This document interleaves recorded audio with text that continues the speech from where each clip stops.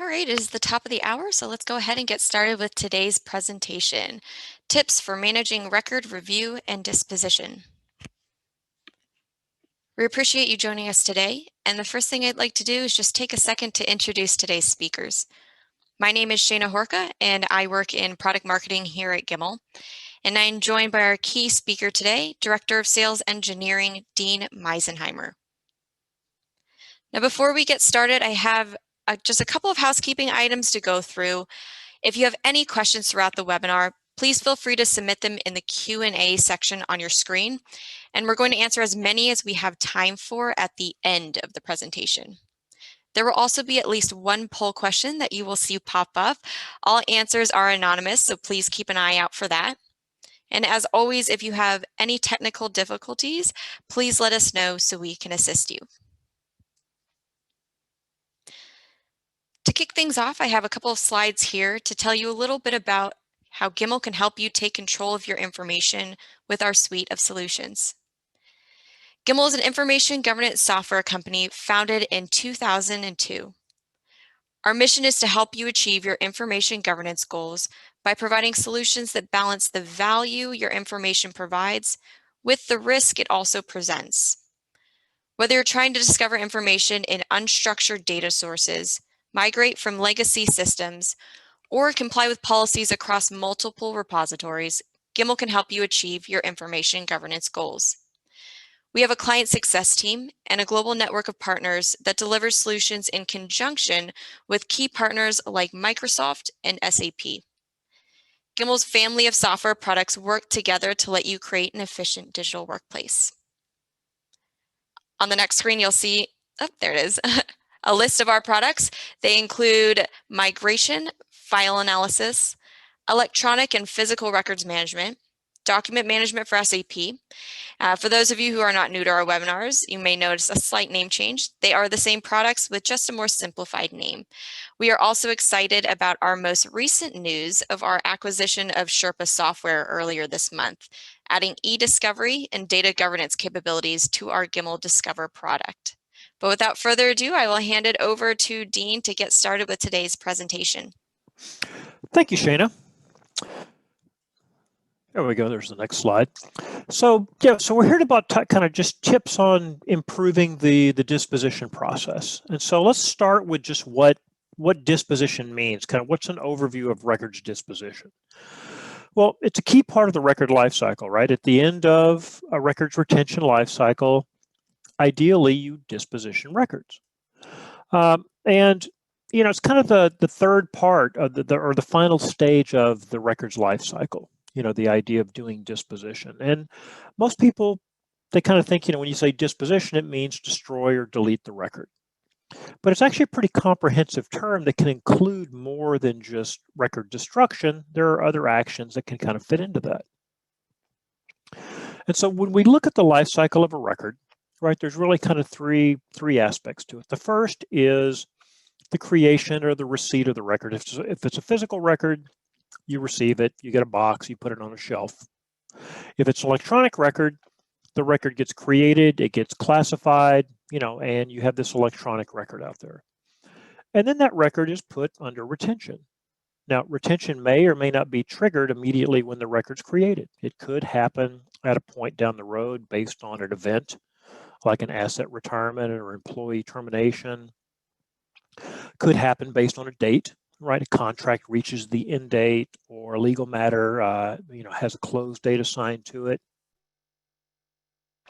But but throughout the life of the record actually gets used. It may be viewed, right? If it's a record that's still in an active state, it may not be under retention yet. It could even go through version history, even though it's been classified and assigned to a record class.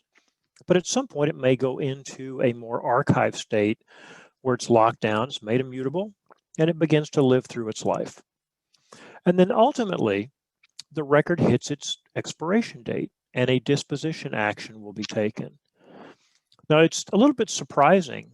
We talked to a lot of clients about doing disposition, and if they have records programs and do they actually dispose of records. And we'll talk a little bit more about that in a moment. But just know that disposition is not a synonym for delete.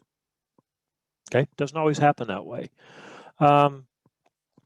Disposition can include record destruction, but it also might mean it's reached a state where I'm going to mark it permanent and I'm going to keep it forever. Or some clients, they don't want to mark things permanent, but the way they work around it, they put it under a 99-year retention, which is effectively forever with electronic records, right? But it could also mean transfer. With a physical record, that might be transfer it from your on-site location to a third party, where it's stored with a third-party provider, right, rather than being stored on-site. With electronic records or with physical records, it might be transferred to an archive. We have a lot of clients who work in state, local government, federal governments. They have to, at the end of a record's life cycle, when it's marked as permanent, it needs to be sent to the archive for permanent retention along, the record along with a set of metadata. Those are all disposition actions. Only one of those is a destructive action. Now, sometimes transfer might be a dispose and transfer, where I transfer the record to the archives and I dispose of the on-premise version of that record. So let's take a poll. Do you currently dispose of records? If you have a records program and records are under retention at the end of that record's life cycle, do you dispose of records? Meaning, do you destroy them, or do you only do it for transfer, or no, you don't do any type of disposition at the end of the life cycle? Take a moment, let us know, and we'll share the results, because I think it's always a little interesting. We've talked to a large number of clients that have records programs, and we get into talking about records management. And one of the questions we always ask is, do you dispose of records? And a surprising number actually say no. Records will go through their life cycle. They will reach the end of their life cycle. But in some organizations, there's a nervousness about pulling that trigger and actually disposing of the record. And you guys are doing really good. 85% are actually have a disposing of records in some form, right? Only 11% are saying no. So good for you guys. All right, so let's move on. So what we're really here to talk about today is kind of just managing the whole disposition review process and ways you can optimize that and make it easier so that the people who need to be involved in the review process can be, the people who need to see records can, but you can have controls around that so that it becomes a managed process and an orderly process, and you have controls in place as to who can see what. And so we're going to talk about some options in Gimmal Records that provide the ability to limit at both access and visibility to records within Gimmal Records. And a message popped up here in the chat, and yes, emails do count as records if they need to be classified and placed under extended retention. They absolutely do. So we're going to talk about filters and permissions. We're going to talk about reporting, because oftentimes I need non-records management users involved in the review process. All right, I need business process owners, or I need legal counsel, or I need partners, or I need somebody who may not be technical to be involved in that. Reporting is one way to achieve that. And then we're going to talk about disposition workflows and how you can set up a review process to kind of manage that. Those are all capabilities that exist within Gimmal Records to streamline that process and make it a manageable process. So instead of hitting you guys with a bunch of slides today, like I do sometimes and have done sometimes in the past, we're actually going to jump into the product and do a demonstration and show you guys these things. So let's take the slides down there. And here we are in Gimmal Records, right? This is the main interface for my Gimmal record system. And in this instance of Gimmal Records, I have electronic records being managed in multiple locations in SharePoint, SharePoint Online, in Box, out in my network file share. So I've got a lot of different record sources out there, all electronic records. And I'm currently logged into Gimmal Records as Dean. So Dean is what we call a global records manager. Dean has complete access to all of the capabilities of Gimmal Records. I'm kind of like the super user, so to speak. That's what a global records manager is in Gimmal Records. But I have other users set up that might just be records managers. So I have Rebecca, who's a records manager who has all of the same capabilities that I do, with a couple of minor exceptions. Can't add users, can't set up security, but can perform any other records management functions. And then I have users such as Roger, who we'll see here in a little while, who is just a user of Gimmal Records. They don't have as much functionality accessible to them. They can't perform records management functions. All Roger can really do is look at records and view records. So the first thing Gimmal Records can do is assign users who can log into Gimmal Records to different roles, and those different roles will control what level of access they have into the system. So as Dean, I'm the super user. I can do everything. So let's start out by taking a look at our file plan and just taking a look at what we can do with permissions and filters to control who can see what information. So in my file plan, I have a couple of different file plans set up. One, the big bucket approach, another one kind of based around the general record schedule, and we'll use the big bucket schedule today. And I'm organizing my records by functional area. I have my accounting records, and if I expand that out, I can see my individual accounting record classes. I have my administrative records, and again, if I expand those out, I can see my individual, administration record classes. And down here we have human resources, and that's the one we'll kind of focus on for the demo. Well, in Gimmal Records, records managers can see all aspects of the file plan. They can see all the record classes in a file plan, which is what we want, right? So I can see them all, Rebecca can see them all, and we can view the file plan. We can see the individual record classes. We can create new record classes if we need to.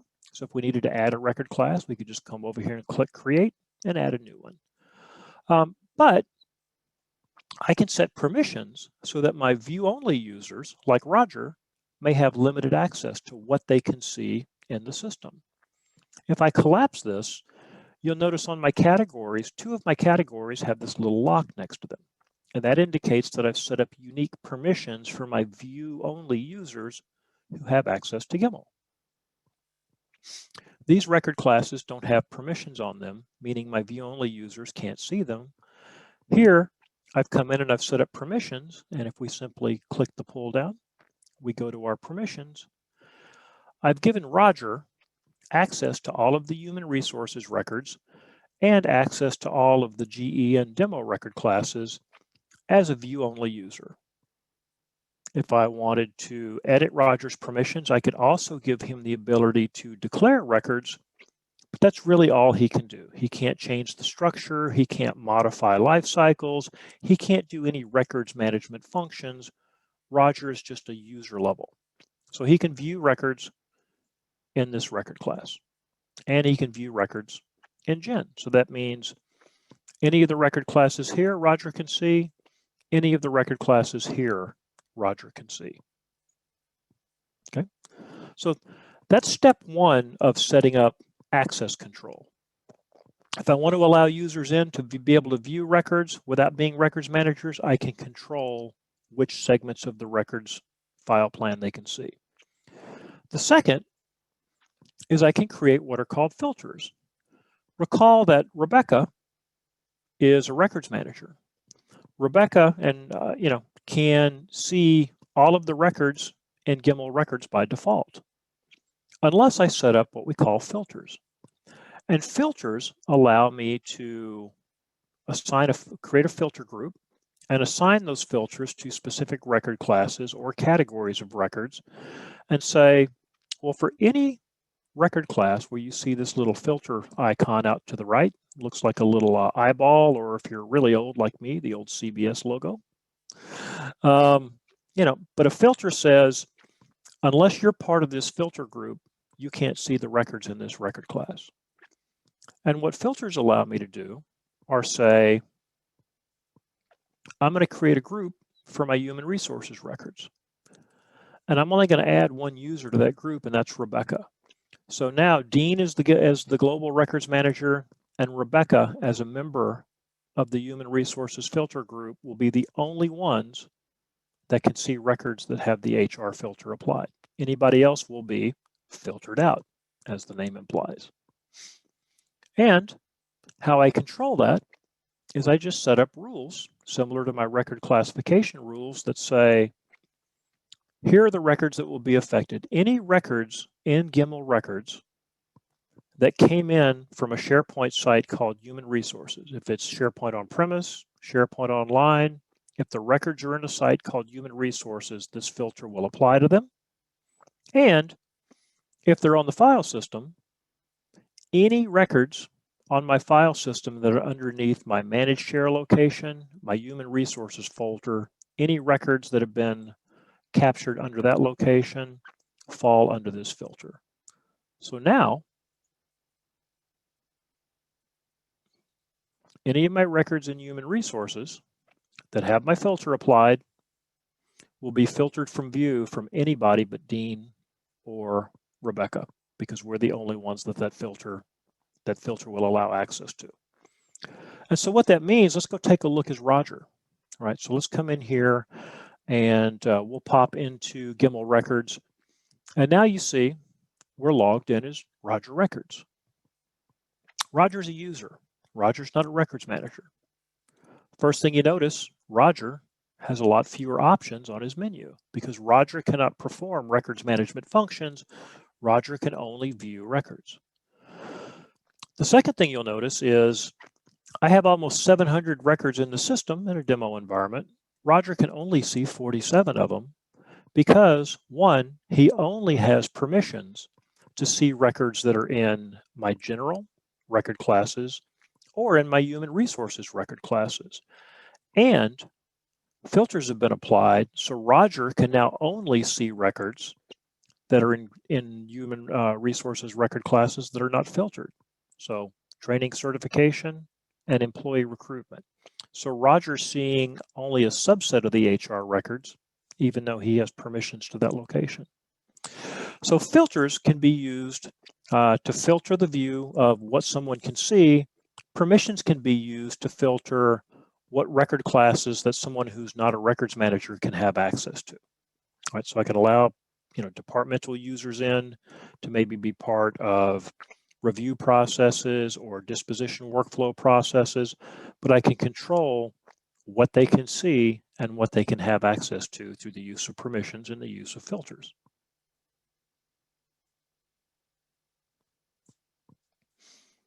And let's pop back over here to Dean, and you'll notice HUM09, my training, doesn't have a filter. HUM03 doesn't have a filter. Those were the record classes Roger saw records in, right? So the filter is doing its job and doing its work. Now, the other aspect of kind of managing the disposition process is really around the review, right, and the approval. And so there may be cases where I want, Roger can come in and see the records and view them that way. But I may have other users, as I talked about earlier, that I don't want to give access to Gimmal Records, but they need to be part of the review process. That's where I can use reports to go out and generate reports and generate a list of records and provide that report to business users. So let's come into the reports section. Oops, and we got an error there. Let's just refresh that screen.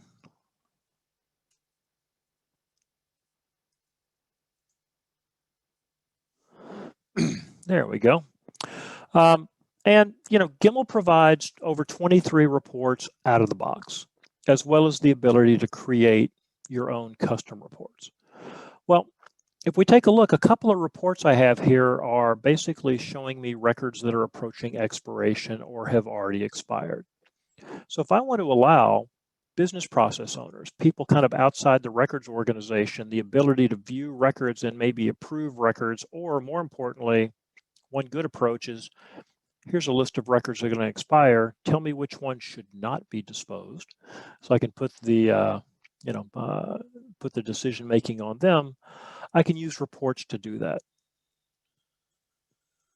So what I'm going to do is I'm going to come in and I'm going to run a report that says, well, you know what, for this record class, show me every record that has either already expired or will expire by the end of Q2 of this year. So I select my record class, I choose my date, I run my report, and the system comes back now with a list of information, a list of records that match that criteria. So it tells me, here's the record class, here is the name of the record, here's the origination date of the record, here's when it hit its expiration date, here's where the record is located. So I've got all this information that I've captured about records that have expired or will expire. And now maybe I want to route this around for review and get buy-off on what I'm going to dispose of. Well, I can actually export my report into multiple formats, PDF, Excel, rich text. And I'm just going to export it to rich text because it's easy to view. So we'll open that up in Word. And now I've got this report in a Word format. It's really easy for me to take this report, save it to SharePoint, and now I could route this report using Power Automate. Turn on Enable Editing there so I can do a Save As. So I could come in, do a Save As, save this document to my SharePoint location, use a Power Automate to route it to users in a more controlled process, put it in a location that may automatically route it into a Teams channel where it could be reviewed in Teams. But I can use this report and send it to my business users and say, all of these records will be disposed of at the end of Q2, unless you justify why one of these is an exception, right? So it's a really effective way of using reports. And this report provides a lot of detail. If you wanted to provide something a little more succinct, well, there's the other expiration report you can use, where you can come in and just say, hey, you know what? I just want to see a list of the records and where they're at, and let them go out there and look at them. So I'm going to choose the same record class, choose the same date, but now my report is very simple. It's nothing more than a list of the record locations. Here are all the records that are going to expire by the end of Q2. Here's where they're at. Go take a look at them and tell me if there's any exceptions in the list. Okay.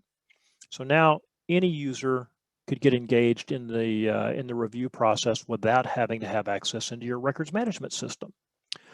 To create the reports, to run the reports, you just need to be a records manager because you need to have access to the monitor screen. So the global records manager or records managers can execute the reports. Typically, the people creating the reports, we provide a report designer to do that.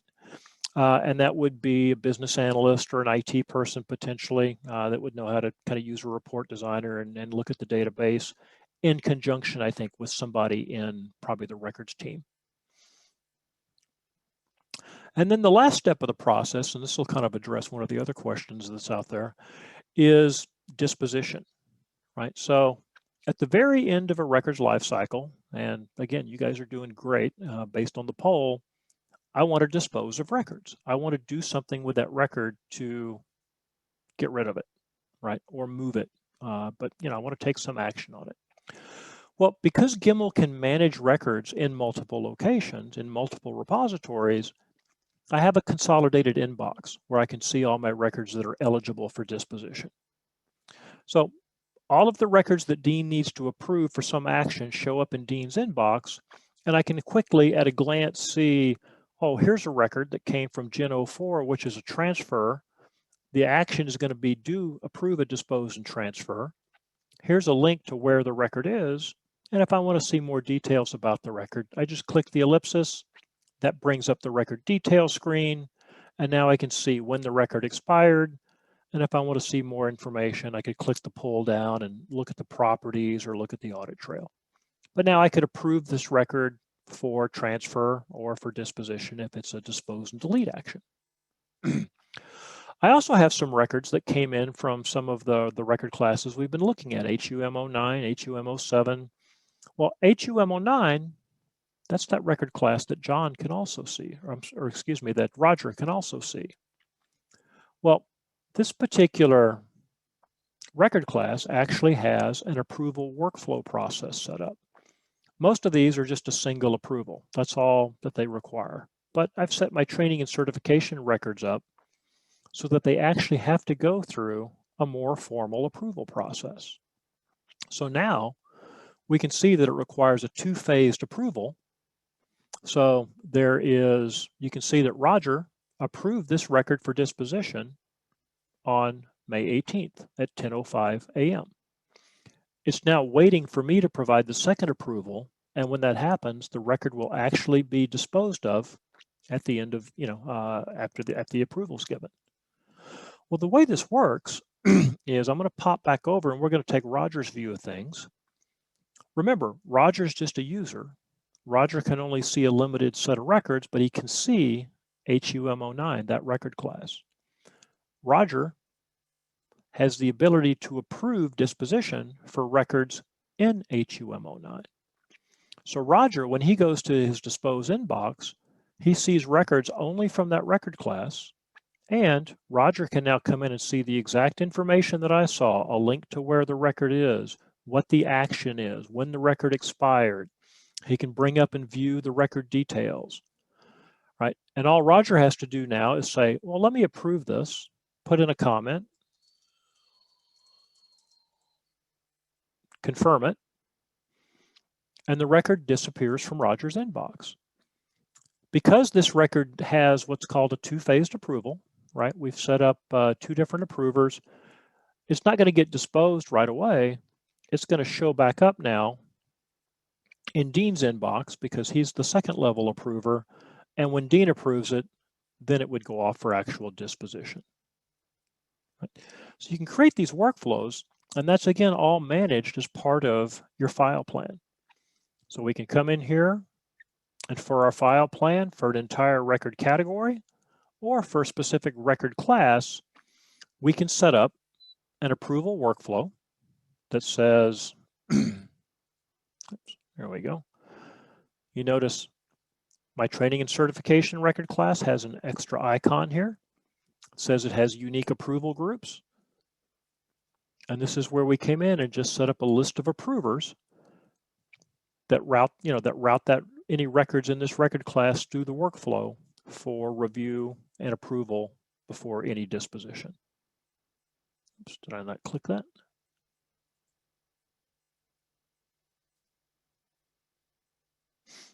So let's pop that open and take a look.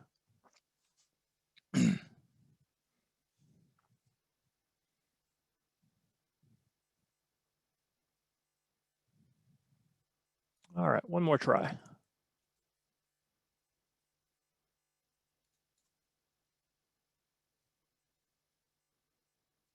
All right, let's just do a quick screen refresh and try that again. But when I set up my approvers can be individual users. So I could route it to Roger, then to Dean. But in a production world, right, people move around. People change jobs. They change departments. They go on vacation. What I might actually want to do is route things to groups rather than individual users. So at any point in time, if Roger moves into a different role, goes into a different department, I could take him out of the first level approvers group and put Shayna in there instead. And now she becomes a first level approver instead of Roger. I don't have to change my workflow. I just change my group members, right? Same thing with my final disposition approvers. And so I created the approval workflow on this record class. Any records that now reach their end of their life cycles need disposition approval. We'll go through the workflow, be approved, and they'll show up in the inbox, and all of those actions will be captured as part of the record's life cycle. So short little demo there of some of the capabilities in Gimmal Records to streamline that process. Summarize real quick, and then we'll open it up for Q&A. Record filters. Record filters limit what a records manager or a user can view within Gimmal Records. So even though Rebecca's a records manager or Shayna might be a records manager, I can limit what records they can actually view and see. Record class permissions. I can restrict accessibility to certain record classes for the user community that I'm going to allow into Gimmal. So people in legal that I make legal users can only view the legal record classes. Someone from human resources could only view the HR record classes. Disposition eligible reports, those expiration reports, I can generate reports for broader distribution and review to say, all right, here are records that are going to be disposed of, approve, or mark exceptions for me. And then I can create more formal approval workflows where I can have a multi-stage review process. I can route it to multiple users where the first one can approve it. You know, I have flexibility in how I set that process up, and that's all captured as part of the audit trail. So with that, we have another poll here at the end asking if you'd like to see a personalized demonstration. And while folks are answering the poll, Shana, do you want to start going through the questions that we received? Yeah, I'll zip through these first couple only because I'm fairly certain you asked them as you were, or you answered them as you were presenting. So do you need global records management access to create the report? You do not. So any records manager can run a report, and anyone who has the report designer basically and can log in. I think records manager above would be able to create a report. Perfect. And the next one is there a destruction certificate when records are removed from SharePoint? There is. So there's actually, again, kind of going back to the whole manage in place concept, where Gimmal's managing the records in whatever repository they're in. Anytime we dispose of a record, there will be a destruction certificate created for that record class, and that's configurable. So you can basically say there will always be destruction certificates for every record class, or for some record class, if you don't want to create them, you can turn them off. But by default, yes. And there is a question about the recording of this webinar. We will be sending that out in the form of a thank you email. Someone said, do files count as records? Absolutely. So, network file shares, everybody still has them. So, we can absolutely manage records out on network file shares if you need to. Wonderful. And the next one, if a record is on hold, will it appear on the report sent to the business area? Does it show with the symbol saying it's on hold? And does it not show up at all because it is not eligible for disposition? That's a great question. So when a record is put on legal hold, in the Gimmal UI, you will see a little lock next to the record name, and that will indicate, well, you'll see two things. You'll see a little gavel. That indicates the record is on hold, okay? Other records you may see a little lock next to, and that indicates that those have been locked for other reasons. But anything on hold, you'll see a little gavel next to. And when records are on hold, if they hit their expiration date while they're on hold, they will still not be eligible for disposition until the hold is released. So they would not show up in the inbox, and they would not show up in the expiration reports. Okay, next one, how are approvers notified that there are items requiring action from them in the inbox? Is running a report the only way to do it? Yeah, great question. The system can be configured, excuse me, to send an email out basically once a day. And it's if you have anything in your inbox that needs your attention, that need records that need approval, you will get an email basically saying there are items in your inbox that need your attention. We don't do it per record because that could drive somebody insane in a really busy environment. So it's kind of a once a day reminder.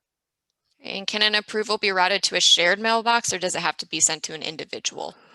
I guess it could be a shared mailbox because you're just entering an email address for each user profile in Gimmal Records. So you could put whatever email address in there you wanted. And how do you connect to SharePoint and etc.? Is it APIs? It is. It's through. It'll vary depending on the repository. SharePoint Online. It's through the APIs, or we're starting to embrace the Graph API there as well.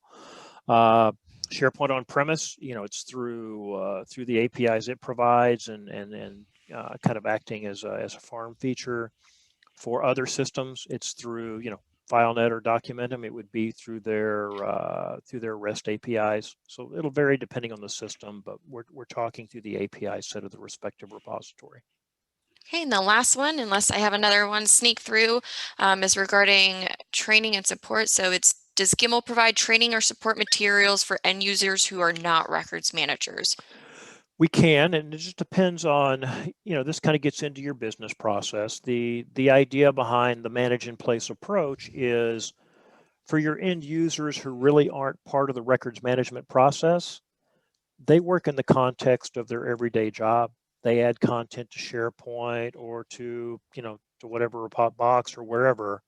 They add metadata, and they're kind of done, right? They don't have to worry about assigning record class codes or putting things in a specific folder so it gets classified the right way. The records management team is the one that says, okay, based on my file plan, I'm going to set my classification rules up in a certain way so that things just get automatically picked up based on combinations of properties and locations and other things. Okay, and then one more, and then I will close out Q&A. Have you ever used retention on social media, Facebook, etc.? Yeah, that's always a challenging one because it's kind of like, at what point is your Facebook wall a record? So figuring out where, and the same thing is true with transactional systems, right? When do you really almost have to take a snapshot in time, and that's what becomes the record, not the active stream, because that's constantly changing and updating. So it can be done, and that's continuing to evolve, and the best approaches there, and quite frankly, in what our customers need from a records management standpoint. Good question. Great. So if you want to pop over to the next screen, if anyone can think of any more questions, we actually got through all the Q&A. Both of our email addresses are right up there on the screen, just our names at gimmal.com. Feel free to email either one of us and we'll get your questions answered. Additionally, if you want to pop over to the next screen, you can also send us an email if it's easier to remember at info@gimmal.com, or visit our website, fill out a contact us form. We will be sending out the recording of this webinar. I know that was one of the questions, between 24 and 48 hours in the form of a thank you email. So it would sound something like, thank you for joining. You can click here to view the recording. So please keep an eye out on your inbox if you would like to view the recording. We also hope to see everybody back next week for our webinar, E-Discovery Made Easy, where we will be talking a little bit about our new capabilities after our acquisition of Sherpa software. So we hope to see you. Thank you for coming out, and we hope you have a great rest of your day. Thanks, everyone.